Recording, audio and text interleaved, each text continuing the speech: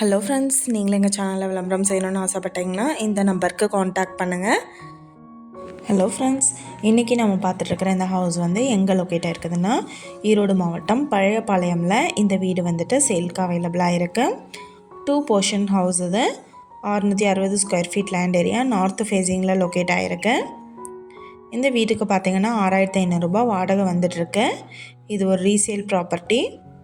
இந்த ஹவுஸோட ஏஜ் பார்த்திங்கன்னா 23 வருஷம் ஆகுது. இந்த வீட்டோட ப்ரைஸ் என்ன சொல்கிறாங்கன்னா 42 லட்சம் சொல்கிறாங்க. இந்த ஹவுஸை பற்றின டீட்டெயில் நான் டிஸ்கிரிப்ஷனில் ஆட் பண்ணியிருக்கேன்.